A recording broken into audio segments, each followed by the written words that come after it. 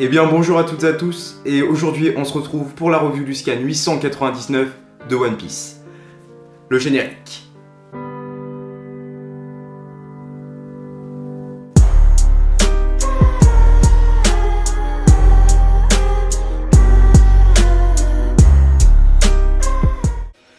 Donc ce chapitre 899, c'est un chapitre intéressant, beaucoup de parlotte dès le début, mais c'est de la bonne parlotte, du coup c'est intéressant.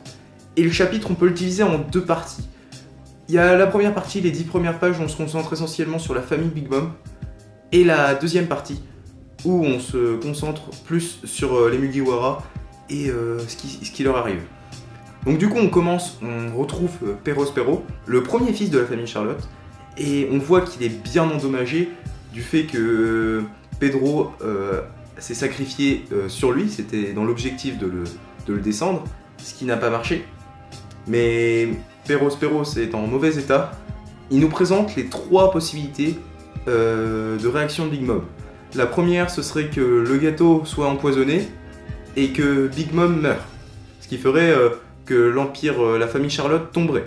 Le deuxième cas, ce serait que le gâteau, à cause du poison, soit de mauvais goût et ne tue pas Mama, ce qui l'enragerait encore plus. Et puis le troisième cas, ce serait que le gâteau soit excellent et que Big Mom se calme.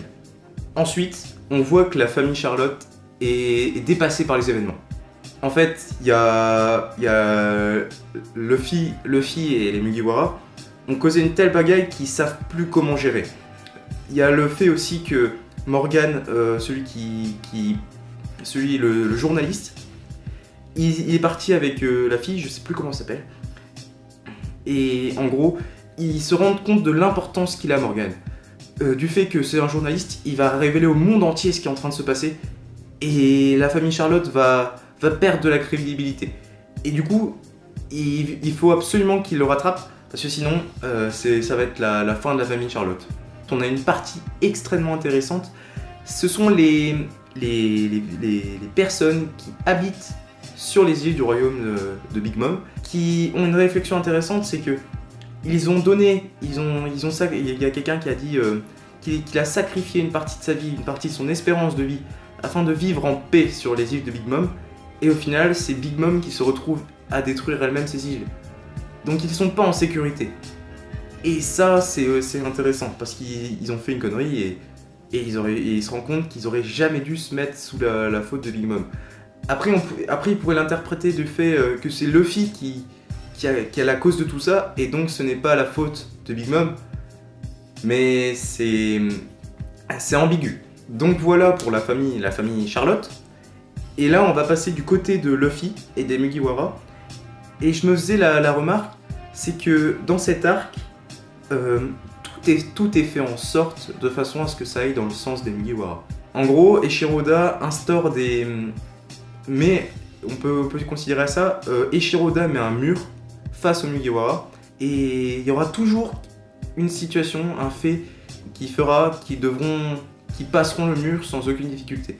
Là, en l'occurrence, c'est l'arrivée des hommes poissons. À la fin du chapitre, on voit Watsatsumi, il me semble que c'est ça, c'est Watsatsumi, débarquer avec tout l'équipage pour porter de l'aide à Luffy. Et ça m'a fait rappeler à l'arc Marineford, où Mihawk a dit que la plus grande capacité de Luffy, c'était de se faire des amis. Et d'accord, mais est-ce que ce serait pas plus intéressant de le faire avoir des difficultés, parce que même si c'est la fin de l'arc, il a battu Katakuri, la famille Charlotte est humiliée. Ils ont rien fait pendant l'arc. Katakuri s'est fait battre, Big Mom, elle est devenue maigre et elle a pas encore eu son gâteau, mais une fois qu'elle va avoir goûté au gâteau, elle va certainement tomber dans les pommes. Et des personnages comme Smoothie, ils ont rien fait. Donc là, on en parle un peu parce qu'ils ont pris au piège les Mugiwara, mais du fait qu'il y a l'arrivée de Watsatsumi, et ben c'est la famille Charlotte a rien fait. Et du coup, la famille Charlotte est humiliée. D'où l'intérêt que Morgan, le journaliste, a.